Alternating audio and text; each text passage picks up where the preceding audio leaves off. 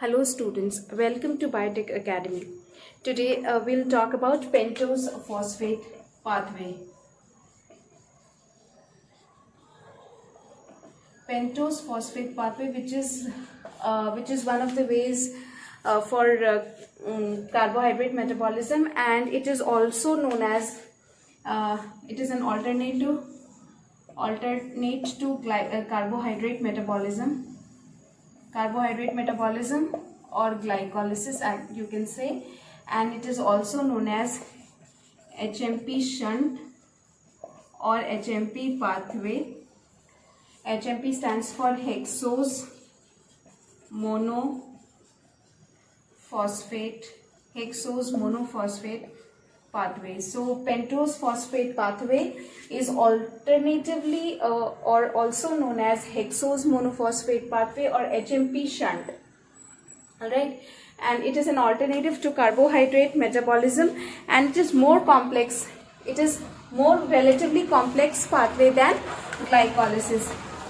It is relatively a complex pathway than glycolysis. What happens in glycolysis, which we discussed in our previous lecture, glycolysis is a linear series of 10-step reactions in which a 6-carbon molecule glucose is converted into 2 molecules of 3-carbon compound pyruvate. However, here it's a kind of cyclic pathway, and the importance of this pathway is that it generates a lot of NADPH moieties, and these NADPH, they are used in fatty acid biosynthesis and various other metabolic reactions that occur within our body. What is the importance of this pathway? So the importance, and where does it occur? What is the occurrence? Where does it occur in the cell, and what is the importance? So first of all, this pathway, like glycolysis, it also occurs in the cell cytoplasm. And why? Because all the enzymes that are required in the entire pathway, in the entire hexose monophosphate pathway or pentose phosphate pathway, all the enzymes are present in the cell cytoplasm. That is why this pathway is also this pathway also occurs in the cell cytoplasm. And why it is important? Because first, as I just now mentioned, that it is important for the generation. It generates a lot of NADPH, and these NADPH molecules, they are essential or ultimately they are used or utilized in the fatty acid biosynthesis.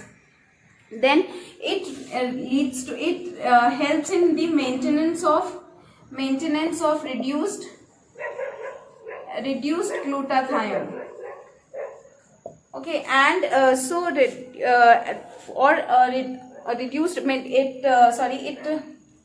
this pathway also helps in the maintenance of reduced glutathione or the antioxidant molecules within the cell, so that the membranes remain intact and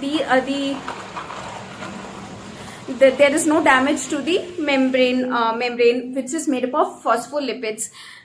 And then the third is the synthesis of, it also helps in the synthesis of ribose sugar, which is extremely essential for the synthesis of nucleotides and nucleic acids. So the third is synthesis of ribose. So the importance is that it helps in the generation of NADPH, which is used in the fatty acid biosynthesis of fatty acid. It maintains maintenance of reduced glutathione antioxidant activity. Otherwise, it will lead to oxidative damage to the cell membrane. And third is synthesis of ribose, which is essential for the synthesis of nucleotides and all other nucleic acids within the cell. So ribose is essential. So that is why this is the importance of this pathway, and it occurs in the cell cytoplasm.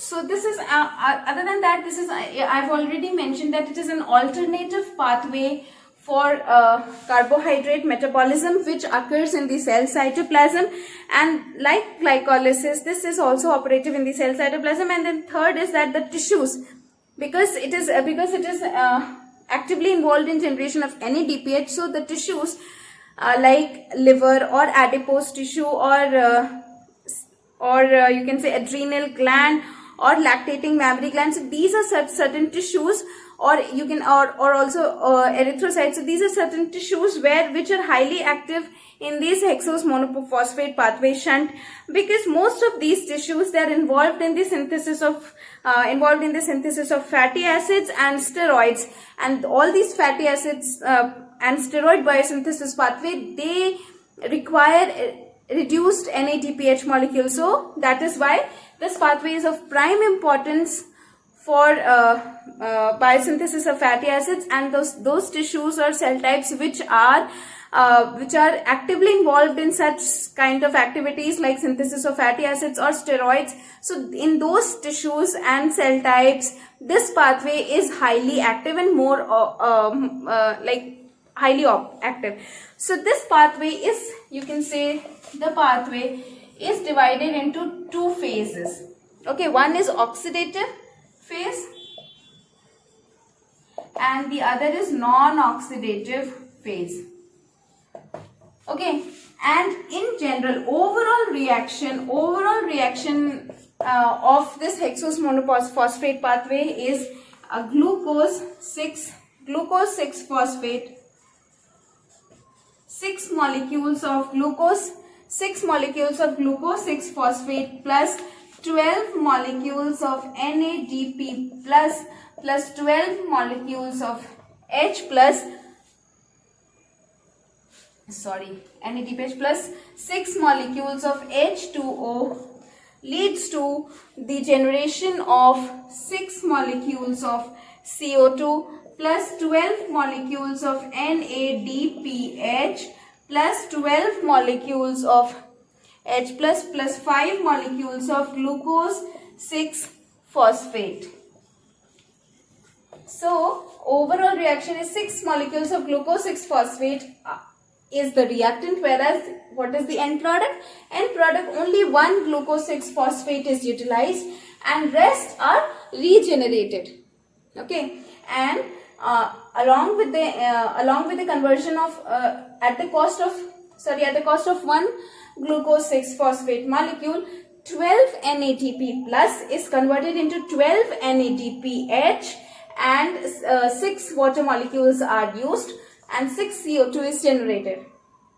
So this is the overall reaction of okay, so now this is the entire hexose monophosphate pathway, where it starts with glucose 6 phosphate, and this glucose 6 phosphate is converted into 6-phosphogluconolactone and during this process 6 NADP plus is reduced into 6 NADPH plus and 6 H plus ions are also released. And this 6-phosphogluconolactone is converted into 6-phosphogluconate, and it is here it consumes 6 water molecules.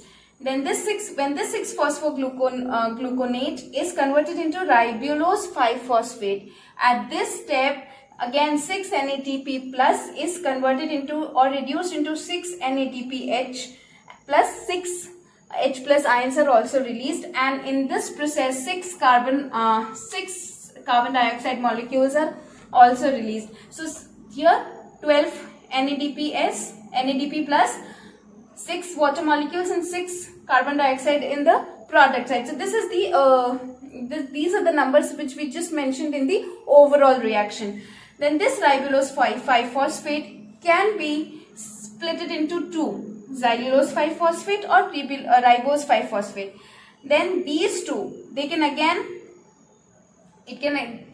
again get converted into pseudoheptulose 7-phosphate or glyceraldehyde 3-phosphate. Then again these two can be converted into erythrose 5-phosphate and fructose 6-phosphate. Then this erythrose 5-phosphate is converted into glyceraldehyde 3-phosphate and glyceraldehyde 3-phosphate is converted into fructose 6-phosphate. However, this fructose 6-phosphate which is converted, it again gets converted into or isomerizes into glucose 6-phosphate. So what happens, we have it's the entire pathway, it takes into consideration or it takes into account, it consumes 6 glucose 6-phosphate molecules and then throughout the process it releases just 5, and 1 glucose 6 phosphate is then consumed in the pathway to generate carbon dioxide and other reducing equivalents. So this is about hexose monophosphate pathway and the importance. In the next lecture we'll move on to the other metabolism. We'll discuss about lipid metabolism. So till then, stay tuned and do subscribe to the channel. Please hit like if you find the content useful.